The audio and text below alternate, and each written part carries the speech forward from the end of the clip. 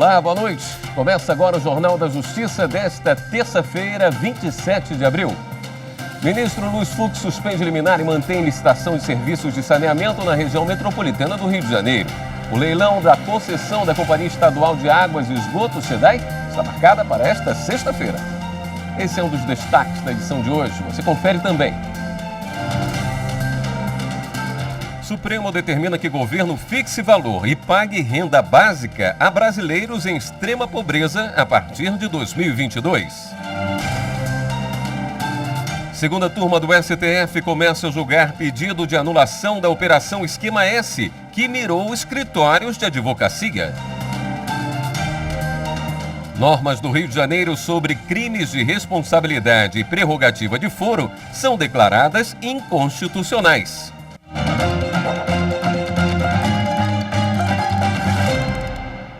O presidente do Supremo Tribunal Federal, ministro Luiz Fux, acolheu o pedido do Estado do Rio de Janeiro para restabelecer a licitação para serviços de saneamento básico da região metropolitana da capital fluminense.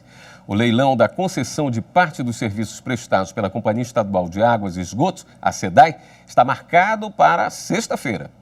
Fux derrubou a decisão do Tribunal Regional do Trabalho da Primeira Região, de segunda-feira, que impedia a realização do processo licitatório até a apresentação de estudo de impacto socioeconômico na relação com os trabalhadores da empresa. O ministro determinou ainda a suspensão de todas as decisões de primeira e segunda instâncias que visem impedir a realização do processo.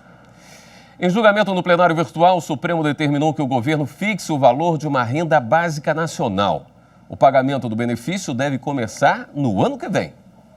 A Defensoria Pública da União entrou com a ação no Supremo, alegando que o Poder Executivo não tinha regulamentado o benefício depois de mais de 17 anos da promulgação da lei que criou o Programa Renda Básica de Cidadania.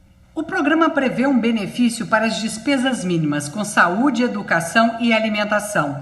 O STF determinou que a renda básica seja paga aos brasileiros em extrema pobreza, com renda per capita entre R$ 89 e R$ 178. No voto, o relator ministro Marco Aurélio disse que a inércia do Executivo em editar decreto a concretizar direito versado na lei de 2004 prejudica diretamente a cidadania, ao inviabilizar o exercício de liberdades públicas e privadas, e nega o mínimo existencial a revelar indignidade. Segundo o ministro, a cidadania não se limita ao direito de votar e ser votado. Deve ser interpretada em conjunto com os valores e direitos encerrados na Constituição. Dignidade, liberdade e igualdade são alguns deles, levando Ulisses Guimarães a denominá-la cidadã. O relator defendeu que o valor deveria ser de um salário mínimo até que o governo regulamentasse o tema e estipulava o prazo de 1 ano para a regulamentação. Mas prevaleceu o entendimento do ministro Gilmar Mendes para que o prazo de implementação da renda básica passe a valer a partir do ano que vem. O valor a ser pago deverá ser definido pela União. Também em sessão virtual, o plenário do STF invalidou normas do Rio de Janeiro sobre crimes de responsabilidade e prerrogativa de foro.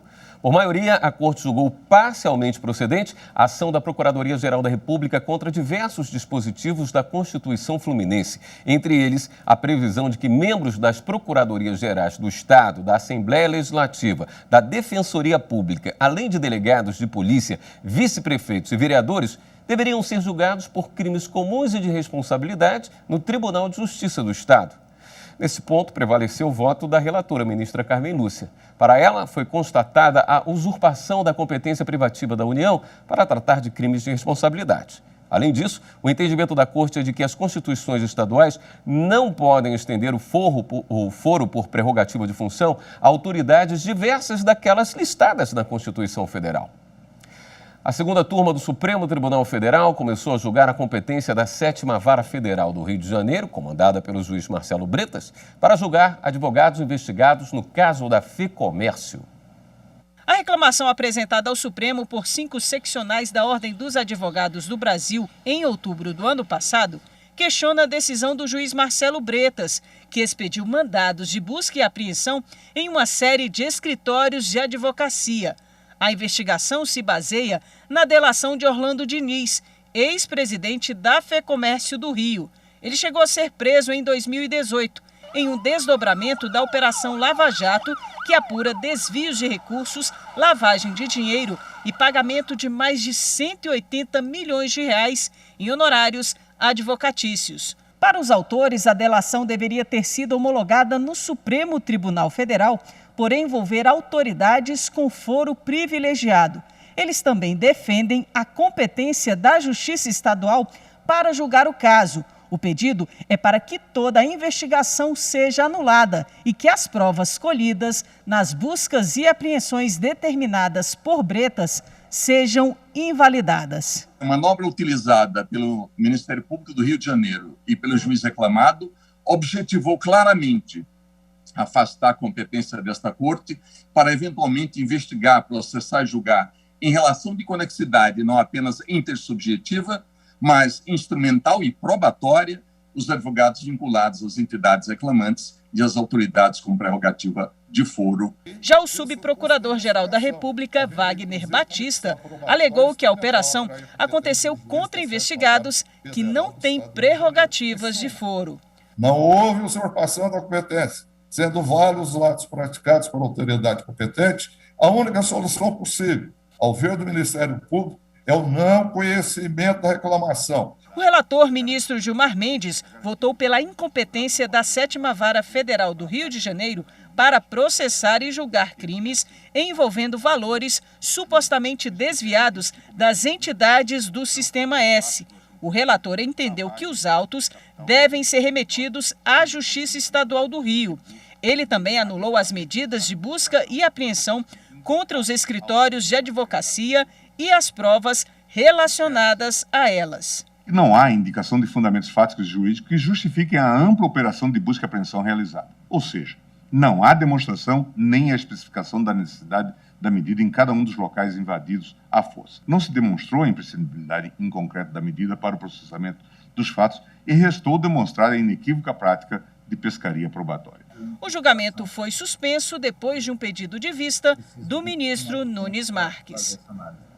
E amanhã tem sessão plenária do STF. Entre os processos em pauta está o da denúncia da Procuradoria-Geral da República contra o deputado Daniel Silveira por ameaças a ministros do Supremo. Consultora jurídica Karina Zucolotto comenta esse caso pra gente.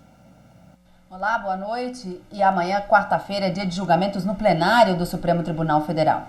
A pauta dirigida já foi publicada, são 4 processos, dentre eles a possibilidade dos ministros analisarem se recebem ou não uma denúncia apresentada pelo Ministério Público Federal contra o deputado federal Daniel da Silveira. O parlamentar ele é acusado de ter agredido verbalmente os ministros do Supremo Tribunal Federal e feito, inclusive, graves ameaças, ter incitado a animosidade entre as Forças Armadas e o Supremo Tribunal Federal e ainda de ter tentado impedir o livre exercício do Poder Judiciário com violência ou grave ameaça, tudo isso com o objetivo de um favorecimento pessoal. O deputado está preso por ordem do relator, ministro Alexandre de Moraes, desde o dia 16 de fevereiro.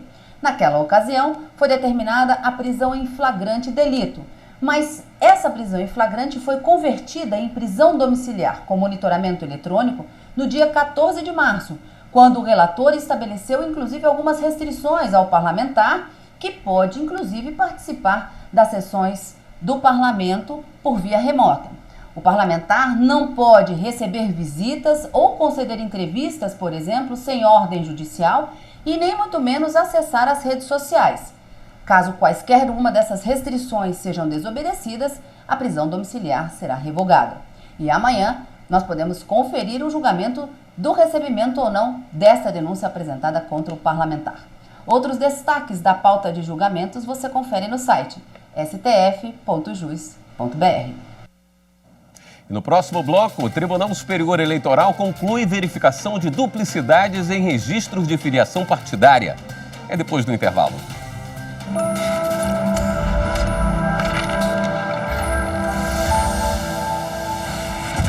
A Constituição de 1988 rompe com o autoritarismo da ditadura militar, garantindo a volta à democracia no Brasil.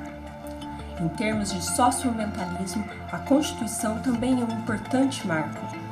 Pela primeira vez, a Constituição de 88 garante o direito ao meio ambiente ecologicamente equilibrado, submetendo a ordem econômica e a propriedade privada à sua função socioambiental.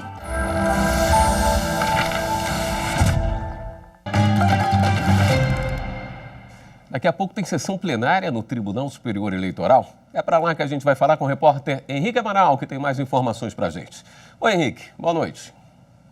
Boa noite, William. Boa noite a todos. Bom, na sessão de logo mais, os ministros devem julgar uma ação em que Aloysio Guimarães Mendes Filho, deputado federal por Minas Gerais, pede para se desfiliar do Podemos.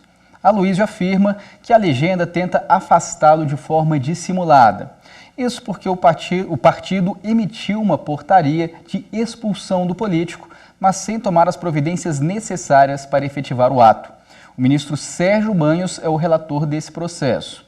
E por falar em filiação partidária, o Tribunal Superior Eleitoral checou quem está afiliado a mais de um partido político. As legendas já podem conferir essa lista no site do TSE. As pessoas com duplicidade de filiação partidária, ou seja, que se filiaram na mesma data a mais de um partido político, serão notificadas pela Justiça Eleitoral. Elas devem procurar o juiz da respectiva zona eleitoral para dizerem a qual legenda desejam estar vinculadas. As 33 agremiações registradas na Justiça Eleitoral podem acessar a relação de filiados e filiadas com duplicidade para que consigam adotar as medidas internas que forem necessárias. A listagem está no Filia, Sistema de Filiação Partidária. Após essa etapa de regularização, a lista de integrantes dos partidos será atualizada novamente e ficará disponível para consulta pública a partir de maio. É só entrar no site do TSE, clicar na aba Partidos, depois em Filiação Partidária e escolher a opção Acesse a Consulta Pública do Filia. O ministro do TST, Maurício Godinho Delgado, determinou que 60% dos empregados da Caixa Econômica Federal mantivessem os trabalhos durante a paralisação de 24 horas da categoria realizada nesta terça-feira. No pedido, a Caixa sustentou que a paralisação não atendeu os requisitos da lei de greve. O banco também alegou que o movimento tem natureza político-ideológica, motivado pela realização de oferta pública de 15% das ações da subsidiária Caixa Seguradora. O pedido de liminar foi aceito parcialmente pelo relator, ministro Maurício Godinho Delgado. O ministro afastou a abusividade da paralisação e reconheceu que a categoria tem observado as diretrizes da lei de greve. Para o relator, o percentual a ser mantido durante a greve deve se pautar pelo equilíbrio entre a proteção ao interesse público e a proteção ao direito individual e coletivo de greve. No caso da Caixa, o ministro destacou que a categoria desempenha atividade essencial e que a empresa pública executa o pagamento do auxílio emergencial, criado para o enfrentamento da emergência de saúde pública decorrente do novo coronavírus. A decisão prevê multa de R$100 mil em caso de descumprimento. A presidente do TST, ministra Maria Cristina Peduzzi, determinou a manutenção de 80% das operações do metrô do Distrito Federal nos horários de pico. A medida leva em conta o risco de contaminação e de disseminação da Covid-19 no transporte público. A greve teve início na segunda-feira, dia 19. Os empregados alegaram corte do auxílio alimentação e descumprimento de condições previstas em normas coletivas. Por determinação do Tribunal Regional do Trabalho da 10ª Região, foram mantidas 60% das operações em horários de pico e 40% em horas normais. No pedido de suspensão de liminar apresentado no TST, o Metrô DF afirmou que o aumento dos trens em circulação é necessário para assegurar o distanciamento social entre os usuários. Segundo a empresa, a tutela deferida pelo TRT não permite que a operação garanta a segurança dos passageiros. Por isso, o metrô pediu o retorno da totalidade dos operadores em greve ou, subsidiariamente, a manutenção de 80% do funcionamento no período de pico e de 60% no período diário. A presidente do TST, ministra Maria Cristina Peduzzi, observou que a determinação de retorno integral dos trabalhadores inviabilizaria o exercício do direito fundamental à greve, o que é incompatível com o ordenamento jurídico brasileiro. A presidente do tribunal lembrou que o exercício do direito de greve pode estar sujeito a limitações e restrições previstas em lei, mas não pode ser suprimido. Destacou ainda que a lei de greve não proíbe o exercício do direito em atividades essenciais. Pelo contrário, apenas estabelece requisitos mais rígidos, como a necessidade de manutenção de funcionamento mínimo. Por outro lado, a ministra observou que grande parcela da população economicamente ativa, que integra a maioria dos usuários do transporte coletivo, ainda não teve acesso à vacina e que a manutenção dos percentuais determinados pelo TRT também não representaria risco de grave lesão à saúde pública. Por isso, determinou que 80% da manutenção das operações do metrô DF estejam em funcionamento nos horários de pico. Em parceria com o Conselho Nacional de Justiça, o Superior Tribunal de Justiça realizou hoje um seminário para discutir questões relacionadas à Agenda 2030 no Poder Judiciário. O seminário Diálogo sobre a Agenda 2030 no Poder Judiciário, eixo ambiental, foi realizado de forma digital e transmitido ao vivo pelo canal do STJ no YouTube. O objetivo foi debater questões relacionadas à Agenda 2030, um compromisso assumido por vários países e coordenado pelas Nações Unidas com a intenção de promover o desenvolvimento sustentável, erradicar a pobreza e garantir vida digna para todos. O plano indica 17 Objetivos de Desenvolvimento Sustentável, os chamados ODSs. Durante o evento, o presidente do STJ, ministro Humberto Martins, ressaltou que o tribunal tem dado prioridade à implementação da agenda e, na ocasião, assinou a portaria de criação do Comitê para a Implementação da Agenda 2030 e dos Objetivos de Desenvolvimento Sustentável no âmbito do Superior Tribunal de Justiça. Este comitê será mais uma entre as muitas ações de alinhamento do Tribunal da Cidadania no cumprimento das tarefas e das metas da Agenda 2030. Com a participação de ministros do STJ, conselheiros do CNJ, magistrados e autoridades do setor, o seminário discutiu temas como as questões ambientais complexas. Nós conseguimos fazer a indexação de mais de 3.200 assuntos diferentes que tramitam pelo Poder Judiciário aos Objetivos de Desenvolvimento Sustentável, mostrando qual é a maior incidência. É o ODS da igualdade de gênero, é o ODS da pobreza, são os ODS ambientais, é o ODS 16 da justiça e assim por diante. O ministro do STJ, Herman Benjamin, apresentou o primeiro painel sobre a prioridade ambiental no Poder Judiciário e ressaltou a importância da criação do comitê no STJ para, entre outras coisas, organizar a jurisprudência relacionada ao assunto. Não é algo para 2050, é algo para 2030. 9 anos pela frente. E daí a importância do Superior Tribunal de Justiça criar este grupo de acompanhamento, ou comitê da Agenda 2030, para que nós possamos não só organizar a jurisprudência, mas também nós possamos permanentemente lembrar a nós próprios desses marcos temporais. Durante os debates foram tratados os casos de desastres ambientais, como o de Brumadinho. O presidente do Tribunal de Justiça de Minas Gerais, Gilson Soares Lemes, falou sobre o acordo mediado pelo tribunal para compensação e reparação pelos danos causados. Mediamos aqui no Tribunal de Justiça de Minas Gerais um acordo histórico e com repercussão mundial, no valor acima de 37 bilhões de reais. O maior já realizado no Brasil e também na América Latina, entre a Vale SA, o Estado e as instituições públicas, homologado no dia 4 de fevereiro deste ano.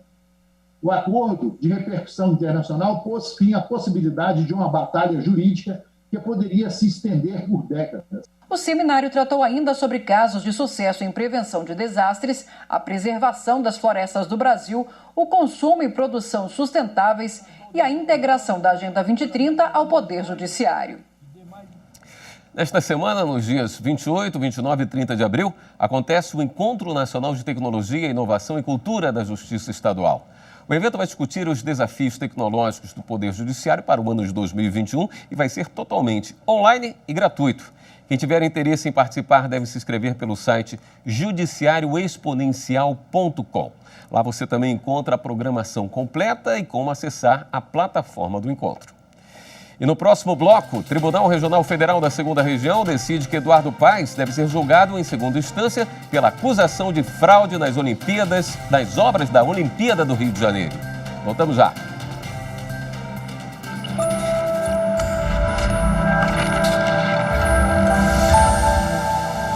Em busca de um Estado democrático de direito, o povo gritava por direitos fundamentais. E assim a população teve efetiva participação na elaboração da Constituição.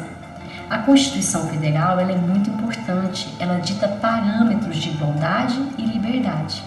Mas a jornada até aqui ela não foi fácil, foi de muita luta, mas de uma grande conquista para a sociedade.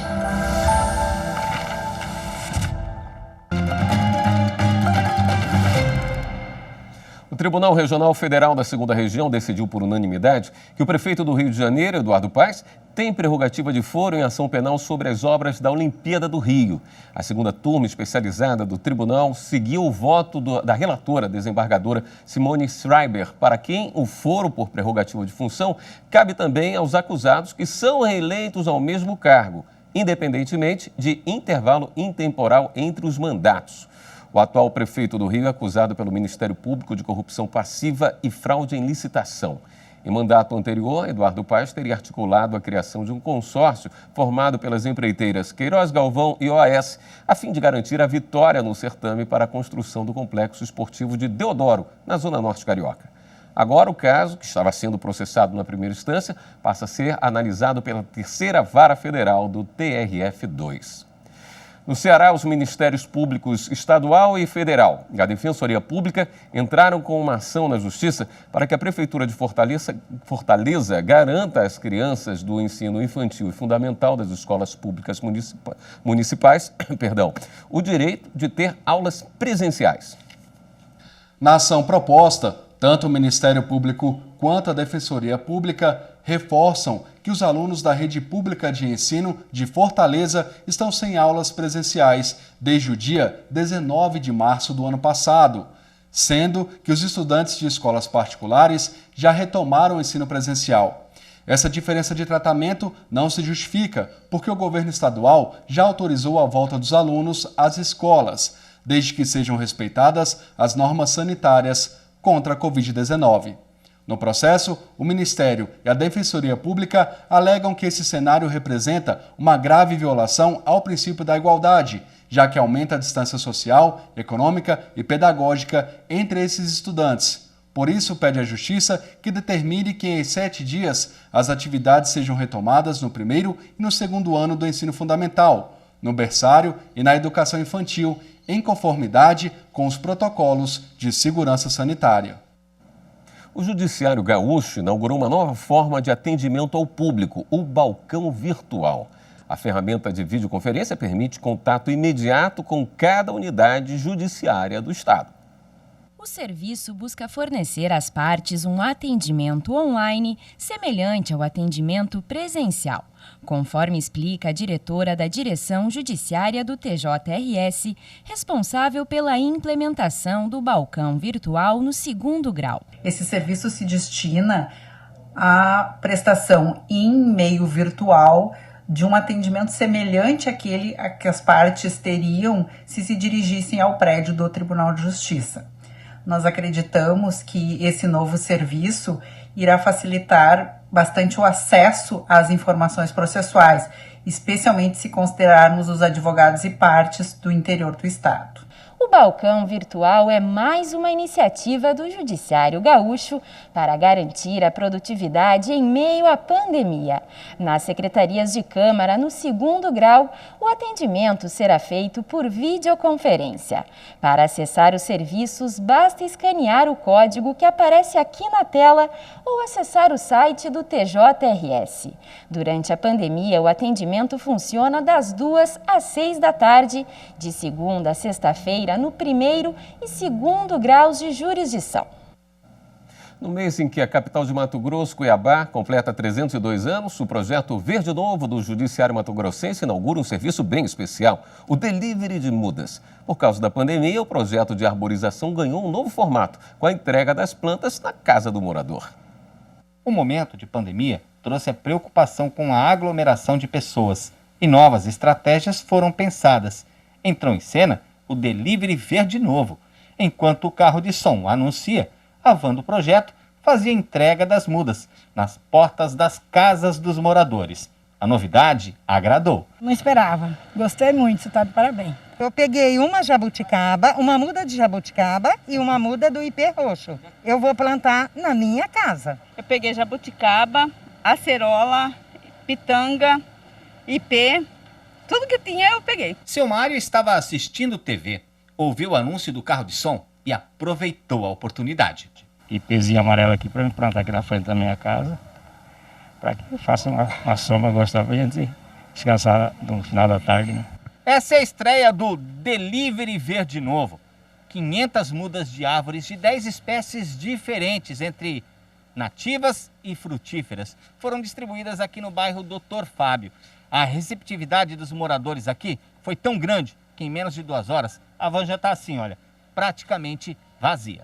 Com o sucesso do delivery, o projeto Verde Novo já prevê mais entregas de mudas para a próxima ação. A gente está no período de pandemia, a gente não tem mais aquela alegria de poder ir num parque, abrir a porta da van e receber todas as pessoas de uma vez, mas a gente tem uma nova alegria. A gente pode vir aqui na porta da casa das pessoas, olhar inclusive o espaço que elas têm em casa para poder fazer o plantio, dar orientação sobre como fazer o plantio e distribuir as mudas em domicílio, sem gerar aglomeração, com segurança, sem risco, mas continuando o trabalho do Verde Novo de arborização urbana. Esta edição do Jornal da Justiça fica por aqui. Uma boa noite para você. Até amanhã.